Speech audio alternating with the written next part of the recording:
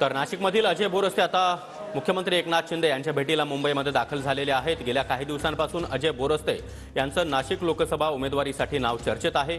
विद्यमान खासदार हेमंत गोडसे यांच्याऐवजी अजय बोरस्ते यांचं शिवसेना शिंदे गटातून नाव सध्या जोरात आहे।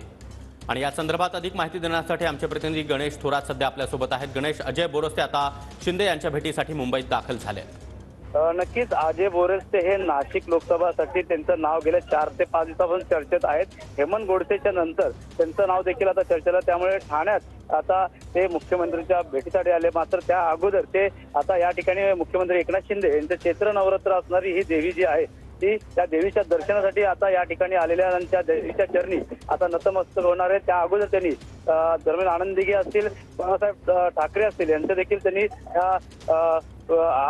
इकडे अर्पण केलं। त्यामुळे नक्कीच आता पुढे देखील आता ते देवीचं दर्शन घेणार आहे आणि त्यानंतर ते आता मुख्यमंत्र्यांच्या भेटीला कशा प्रकारे जाणार। आणि अजय बोरस्ते हे जे नाव जे आहे ते गेल्या अनेक दिवसापासून शिवसैनिकांमध्ये चर्चेचं झालेलं। त्या अगोदर अजय बोरस्ते हे भाजपमध्ये होते, त्यानंतर त्यांनी ठाकरेकडे असतील त्या शिवसेनेतनं एकूण 20 नगरसेवक घेऊन ते थेट शिंदे यांच्या शिवसेनेत सामील झाले। त्यामुळे त्यांचं त्या ठिकाणचा ग्रामीण असेल, शहरी भाग असेल, या ठिकाणी मोठी पकड समजली जाते। आणि अजय बोरस्ते या नावावरची आता चर्चा जोरदार नाशिकमध्ये सुरू आहे। हेमंत गोडसे या अगोदर देखील मुख्यमंत्री एकनाथ शिंदे यांच्या वर्षा असतील निवासस्थानी असेल या ठाण्यातील निवासस्थानी अगोदर त्यांनी मोठ्या प्रमाणात शक्ती प्रदर्शन केलं होतं। मात्र सध्या तरी भाजपकडनं त्यांचा ज्या पद्धतीने सर्वे आलाय कुठेतरी हेमंत गोडसे यांचं नाव जे आहे ते डावलूनंतर आता पुढे नक्कीच गणेश, त्यामुळे आता अजय बोरस्ते आणि एकनाथ शिंदे यांच्यामध्ये काय चर्चा होते, अजय बोरस्ते यांचं नाव निश्चित होणार का हे पाहणं महत्त्वाचं आहे। धन्यवाद या सविस्तर माहितीसाठी।